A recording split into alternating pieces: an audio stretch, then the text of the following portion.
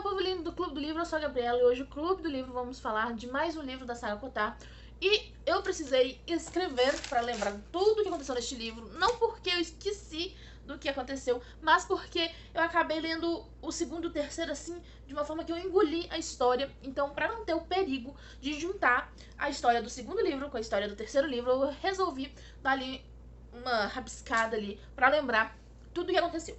Bom, já está aqui sendo avisada nesse momento que se você não leu o livro, recomendo que feche o vídeo, vá lá ler o livro, depois volte, porque tem spoiler desse vídeo, todos os vídeos do Clube do Livro, né, da playlist Clube do Livro. Por quê? Pra discutir sobre o que acontece no livro, a gente precisa saber da história. Eu acabo comentando a história aqui, pedaços e trechos e tudo, e tenha certeza, por mais que você goste de spoiler, essa história, você vai querer descobrir os acontecimentos por si só.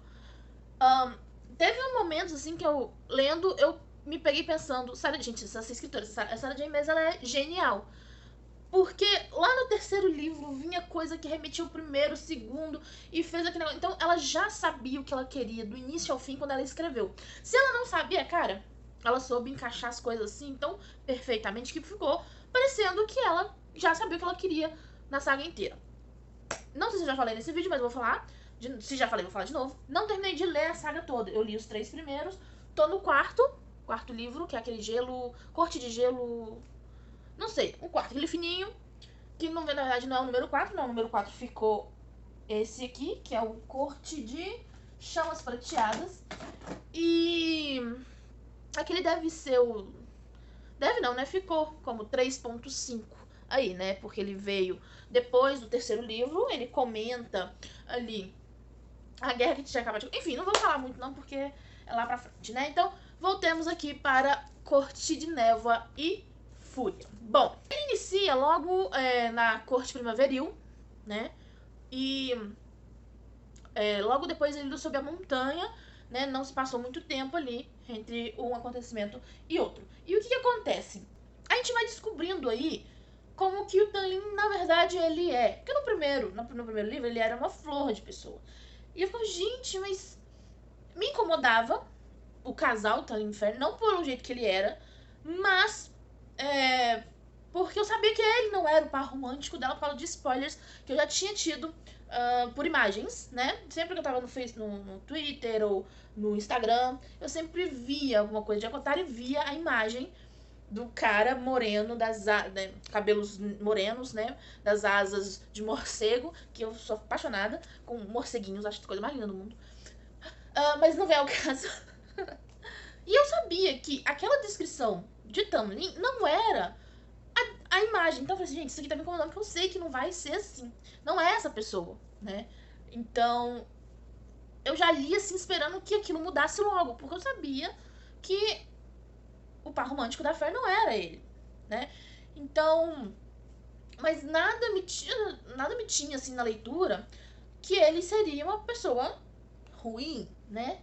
Até porque a gente só vai descobrir no final do livro que tinha toda uma maldição e blá blá blá, em que eles não poderiam dizer as verdades e não poderiam ser eles mesmos, né? Coisa que a gente já descobre depois. Nesse livro, a gente vai conhecer o Tanlin sem maldição. Ele é um bosta. E aí eu entendi o porquê que as pessoas costumam ficar tão bravas na internet com o personagem. E porque tem gente que fica tão revoltada quando descobre que ele está sendo defendido por outras pessoas. Bom, vamos lá. Minha opinião, tá? Minha opinião sincera. Não há nenhum motivo palpável. Não existe motivo palpável para que você faça uma pessoa de refém. É óbvio. E é isso que o Tanlin faz ali com a Fer. Ele prende ela. Ela, depois que ela passa por tudo aquilo que ela passou, enquanto era apenas uma mortal para salvar ele, e depois ela vira uma imortal, e ele acha que ela não ia conseguir se virar, se precisasse.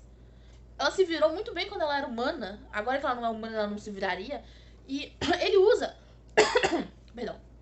O Tanlin usa de desculpa a proteção pra fazer com que a Fer seja uma... Vamos usar esse termo que eu acho que é o mais adequado. Uma escrava sexual dele. Simplesmente. Ela não podia sair, ela não podia fazer nada, ela não podia sair do olhar, da vista né, dele, dos capangas dele também, né, do pessoal da corte lá, digamos, esqueci, os sentinelas e tudo mais. Não podia sair da vista, não podia sair da proteção de ninguém. E ele só chegava perto dela e conversava com ela, basicamente, quando eles iam ter o coito. Então, assim, na hora do sexo, era o momento ali que ela tinha de conversa, de intimidade. Quando eles voltaram de sob a montanha, Gabriela, mas ele passou por estresse, passou por traumas. Sim, ele não foi o único que passou por isso. Ela também passou. E ela passou por coisas muito piores que ele. Por quê? Ela ficou menos tempo? Ficou. Mas ela foi submetida a coisas que o Talin não foi. O Talin era simplesmente o bonequinho de porcelana da Amaranta. Então, ele simplesmente ficava desconfortável? Ficava, mas ele ficava protegido. Ele não passou por grandes problemas que nem o Rizan, que a gente descobre que ele não só era usado para várias coisas ali pela Amaranta, como também era um escravo sexual dela.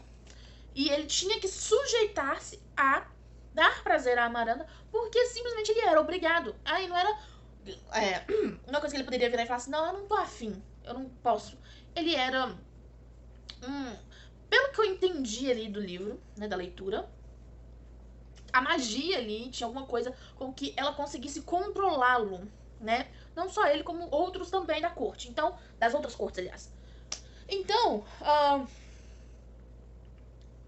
o Rizante passou por traumas muito piores. Muito, muito piores. Do que o Tamlin. Mas ele não era um imbecil. Ele não se transformou num imbecil, né?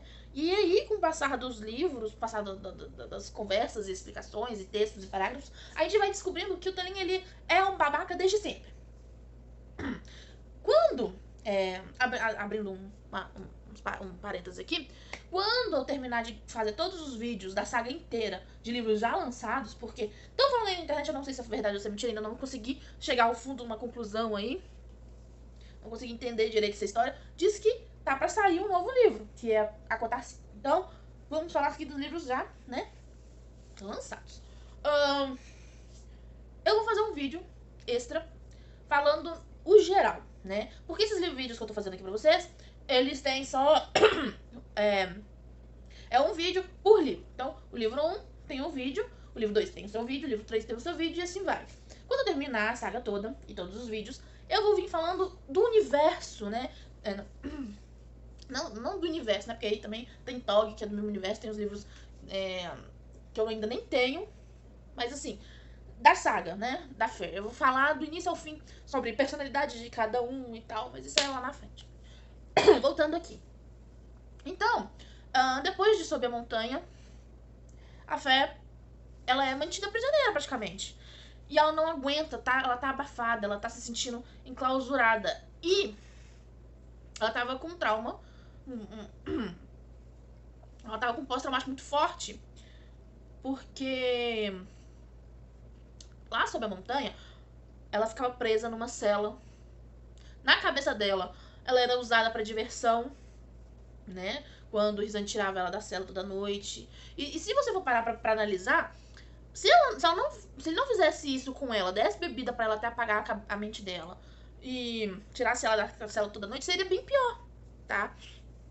Então, assim, toda vez que ela ficava presa, ela tinha essa sensação de claustrofobia, né? Porque ela se remetia àquela cela. Ela se sentia de novo naquela cela da Amaranta, sob a montanha. E teve uma vez que o Tamlin ficou tão bravo em ela querer sair, em ela querer ir com ele, investigar tudo que tinha que ser investigado, que ele só saía. Garganta tá foda, hein? Então, assim, ele simplesmente bloqueou a casa toda, a trancou lá dentro com magia, ela não conseguia sair. Todo mundo que quisesse entrar já sair, ela não. Eles literalmente prendeu ela lá. Mas antes disso acontecer, tem o fato do casamento, né? Talin e ela iam se casar. Ela aceitou o pedido de casamento. E Rizan não queria incomodar ela, né? A gente não sabe disso no início da leitura, mas com o passar da leitura a gente vai descobrindo que ele não foi até ela durante, acho que 3 meses, né? Que foi o fim da Sob a Montanha, até quando ele reaparece na vida dela, porque ele não queria incomodá-la. Ele sabia que ela ia se casar.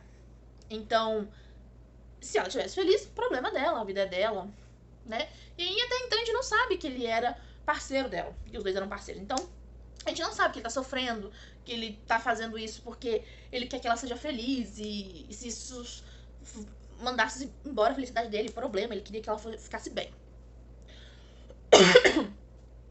Quando ela finalmente tá indo pro altar, a gente já sabe que ela tá totalmente infeliz, ela tem a Yanti é uma imbecil também, pra não falar outra coisa. A Fer simplesmente abriu mão da vida dela, e quem vivia a vida dela era a Yanti que escolhia tudo, a Yanti que fazia tudo, que seria a obrigação da Fer, porque ela não se via simplesmente como uma senhora da corte, ela não se via como uma donzela em perigo. E uma donzela que estava em perigo e que só servia para ser parceira sexual e organizadora de evento, basicamente, né? Então, essa vida não agradava, e a Fer tinha... Ela falou assim, quer dizer, abre mão, não quero saber, deixa a Yanti fazer, ela se vira muito bem nesse papel. Então Yanti vestia a Fer, organizava os eventos. O casamento da Fer, quem organizou foi a Yanti. E Yanti é aquela sacerdotisa, né? Pra quem não lembra o nome, é aquela sacerdotisa que vai pra corte do Tamlin, né? Pra, sei lá, fazer o que um sacerdote faz, que eu até agora não entendi o que um sacerdote faz. Tem livro ainda pela frente, então a gente ainda pode descobrir. Então ela abre mão. Só que nesse trajeto todo, na hora que ela vai pro altar, caminha pro altar, com um vestido que claramente ela não queria usar, mas ela abriu mão e falou, em vez de reclamar, isso aqui eu não vou usar, ela só deixou pra lá. Ela começou a entrar em pânico. Ela não queria se casar porque ela não tava feliz. Quando você tá feliz, você não quer... por exemplo, se eu não tô feliz na casa onde eu moro, eu não quero ir voltar pra casa. Se eu não tô feliz no relacionamento que eu tô, eu não quero me prender a ele. Se eu não tô feliz com... sei lá, nem sei mais. Se eu não tô feliz com o almoço que eu tenho, provavelmente eu não vou querer comê-lo. E outros exemplos que podem ser ditos aí. Então, ela começou a entrar em pânico.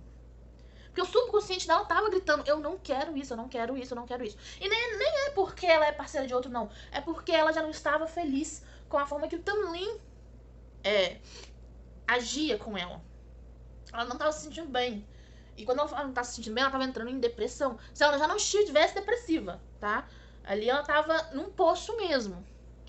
E aí, do nada, quando ela começa a entrar em desespero, aparece Rhysand. Nesse momento, pode ser que muita gente não repare que ele tá ali pra salvá-la.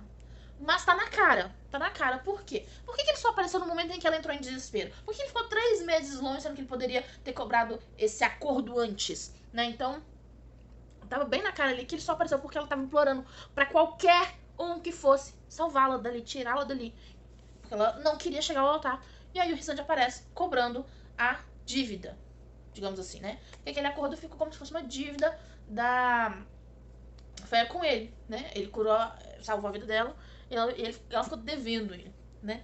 E aí começa o processo dele, uma vez por mês, levá-la para sua corte, né? E passar uma semana lá. E com isso, eu acho que ela chegou aí 2 vezes só, né? Com esse acordo. E aí ele fez questão de ensiná-la a ler, fez questão de ensinar coisas que é básico para um ser humano e ela não tinha, e coisas que é básico para um férico que ela não tinha. O Tamlin não queria que ela treinasse, não queria que ela explorasse o poder, não queria que ela soubesse lutar. Ela era, vamos dizer assim, de uma forma bem vulgar, bem rude, ela era um corpo inútil. Então ela não sabia nada, né? Mas até então, ela de primeira começou aprendendo a ler, com frases muito provocativas que Tamlin mandava ela escrever e ler o tempo todo. Enaltecendo, Tamlin não, desculpa, Rhysand. Enaltecendo ele mesmo, Rhysand escrevia, mandava ela copiar, enfim, né? E aí ela foi aprendendo a ler com essas frases provocativas. Essas frases provocativas não era porque ele queria fazer com que Fer ficasse com raiva. Era o jeito dele, ele tentava brincar, tentava deixar as coisas mais leves, né? Mas a Fer não entendia isso. Ela insistia numa raiva que nem existia, né? Porque quando acabou com Sob a Montanha, Tá ali, claro, no final do primeiro livro, que ela não tinha raiva dele. Entanto, lá fora, né, numa varanda, sei lá o que era aquilo, eles chegaram a conversar, falando que agora as coisas iam melhorar e que ela nem odiava ele, sim, blá, blá, blá. Né? Mas ela queria insistir numa raiva que nem existia. Então, ela tava meio assim, digamos, né, igual um cabreiro, assim. Mas enfim, a primeira vez ela voltou, a segunda vez ela voltou pra corte primaveril. Só que na terceira vez que ela foi pra corte noturna, não foi por causa do acordo. Foi mais uma vez que ela pediu socorro. Só que dessa vez foi aquele caso que o Tamlin prendeu ela dentro de casa com magia. E ela começou a se sentir muito claustrofóbica. E aquele poder todo que ela tinha e que não era treinado, começou a engolir ela numa escuridão profunda e blá blá blá. E foi nisso que, mais uma vez, Rhysand foi salvá-la. Só que o Rhysand não podia ir lá simplesmente pegá-la. Por quê? Primeiro, não era a época de cumprir o acordo, então ele não podia simplesmente invadir e pegar a Fair assim do nada. Seria como se ele estivesse sequestrando ela. Né? Então, ele quebrou a magia lá do Tamlin. E quem foi resgatá-la fisicamente, né? Falar buscá-la, foi a Morgan. Morgan é uma personagem, assim, que eu imaginei ela toda, cara, poderosa. Só que eu não consegui imaginá-la com as características que a J.M.S. passa. Eu imaginei ela muito como... na série Lucifer, tem a atriz que faz aquele demônio lá que é fiel ao Lucifer, que eu esqueci o nome dela também. Mas que ela se apaixona e casa com a... Gente, spoiler, tá? Se você não quer saber spoiler de Lucifer, que acho que é difícil quem ainda não tem assistido, mas enfim, vou dar um spoiler agora, por uns segundinhos aí. É aquela que casou com a Eva, né? Aquele demônio que casou com a Eva. Enfim, eu imaginei a Morgan com aquela fisionomia, com aquela postura, com aquela personalidade. Eu falei assim, gente, é a Morgan pra mim. Pra mim, aquela personagem é a Morgan de J.M.S. Entendeu? Então, eu imaginei aquilo. Só que na descrição do livro, não é aquilo. E toda vez que eu lia a descrição da Morgan, batia um choque, mas eu não conseguia. É que nem o Asriel e o Cassian. São dois personagens também que eu não consegui imaginar com as informações que J.M.S. passou no livro. Eu imaginei dois homens negros, altos, lindos, bonitos, beiços beijáveis. E, assim, sérios e bonitões e charmosos. E quando ela fala, e quando a gente vê, assim, não são, né? São... Mas, assim, imagino, negros, altos, bonitos, com os cabelos encaixados e olhos escuros, assim, brilhantes e tal. Mas não é assim que eles são na descrição da J.M.S. Mas eu não consigo imaginar de outra forma. Eu vou lendo, as cenas vai aparecendo e eles sempre aparecem dessa forma. E no livro, eles não são descritos dessa forma. Mas enfim, voltando aqui, né? Quem salva a Fair é a Morgan, que vai lá. Porque se fosse o próprio Rhysand, ia dar merda. Ia dar guerra, né? E tinha acabado de sair de uma situação em que foi muita dor, sofrimento e problemas. E Rhysand não queria mais problemas. Porém, ele não conseguia deixar com que a Fair ficasse daquele jeito, né? Porque eles tinham uma ligação. Eles têm uma ligação, né? Eles tinham uma ligação ali. E de início a gente acha que é por causa do acordo, né? Da tatuagem e tal. Mas não é por causa desse acordo. É porque eles são parceiros. Mas só Rhysand sabe. Ela não sabe. Ela não sabe que eles são parceiros. Então... não ainda, né? Então, assim... Ela vai pra corte noturna. E... nutre uma raiva inexistente até que Rhysand fala, eu vou viajar, eu vou resolver um problema, eu vou resolver, sei lá, vou investigar. Eu não lembro qual que é a fala dele. E ela fala, eu quero ir junto, me leva com você. E ela falou isso já esperando um não. Ela já esperava que ela ia continuar sendo uma prisioneira. Só que ele fala, a escolha é sua, mas saiba que se você for, você tem que... não pode contar pra ninguém, blá, blá, blá, blá. Vocês leram o livro, né? Senão não estaria vendo esse vídeo. Então você sabe muito bem como é que foi. E ele deu a ela a primeira escolha, que ela há muito não tinha. A última escolha que ela teve foi de ir atrás de Tamlin, salvar Tamlin, sobe a montanha. Foi a última decisão que ela teve. Nunca mais ela conseguiu ter outra decisão. Porque Tamlin não deixava ela ter decisões. Ele simplesmente colocou ela como um objeto e você tem que fazer o que eu mandar e pronto, acabou. Né? Então ela começou a se abrir um pouco, mas assim, sempre nutrindo um ódio inexistente. Porque você vê que esse ódio dela não existe, mas ela cisma em nutrir isso. Então ela vai inventando todo dia esse ódio. Eu, pelo menos lendo, eu senti que ela não tinha esse ódio, mas ela criava ele toda hora. E ela começou a conhecer a verdadeira corte. A corte que o Rizan, o Rhys, ele realmente protegia. Não era aquela corte que ficava sob o palácio, a corte escavada e tal. Aquela corte pra ele, se morressem todos, problema, ele não tava nem aí. Por quê? Aquele lugar não era o espelho dele, entendeu? E uma coisa que eu reparei, assim, no livro, não sei se foi isso que a J.M. quis passar, mas eu interpretei dessa forma. Cada corte é um espelho do seu grão-férico, grão-senhor. Então, e aquela corte sobre a montanha já não era o espelho de Rizan. Ele não era nem o espelho de Rizan e nem dos seus, pelo visto, antepassados aí. Já tinha alguns aí, umas centenas aí de anos que... Só que Rhys estava no poder ali, tinha o quê? 500? Ou um pouquinho menos. Então, já começou a mudar isso por muito tempo. Por quê? Há milênios, esqueci o nome da cidade lá, ela foi criada e ela foi escondida.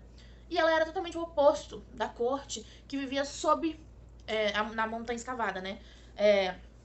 Na montanha escavada eram pessoas, assim, digamos, do mal. E o que a outra lá que ficava escondida era do bem, digamos assim. E a Fé conhece esse lugar, essa cidade da corte, né? E ela começa a ver quem é o Rizan de verdade. Qual é a verdadeira corte dele, né? Qual que é a verdadeira corte que ele se importa. A família. Aí ela conhece a Morrigan, Cassian, o Azriel, a Amren. Ela vai conhecendo todo mundo, vai se apegando a todo mundo, vai se apegando ao lugar e se sentindo em casa, né? E ela que decide que ela não voltaria mais. Antes mesmo de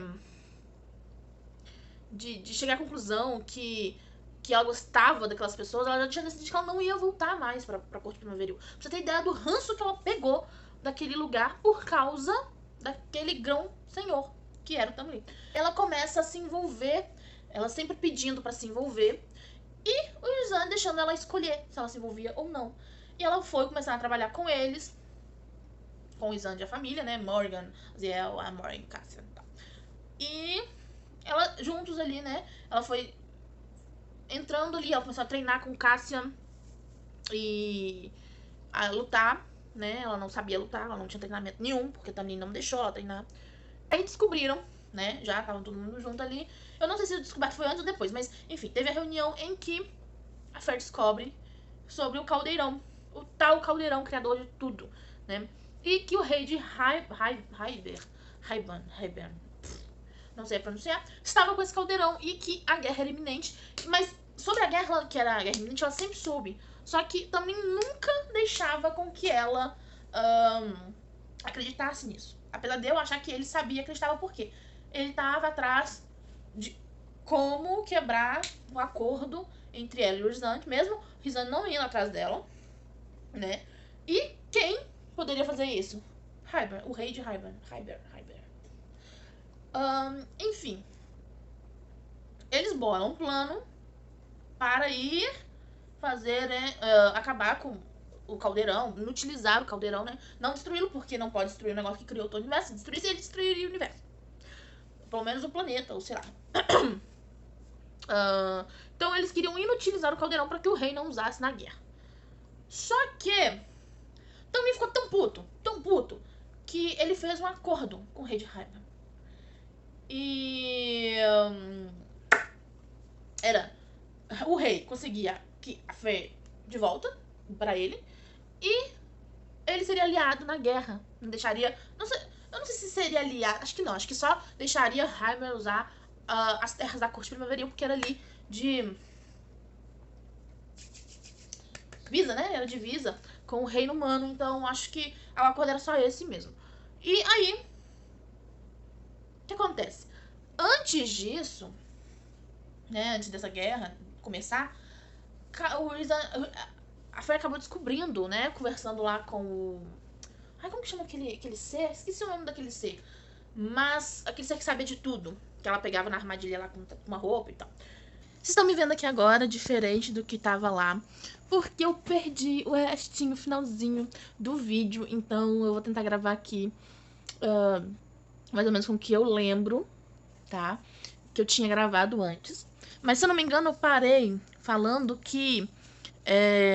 da parte onde a Fairy descobre que ela era parceira do... É parceira? É parceira do Rizan, né? Que ela não descobre por ele, sim, por um ser lá do lugar, né, de Pritchard. E aí, com isso, ela fica muito brava.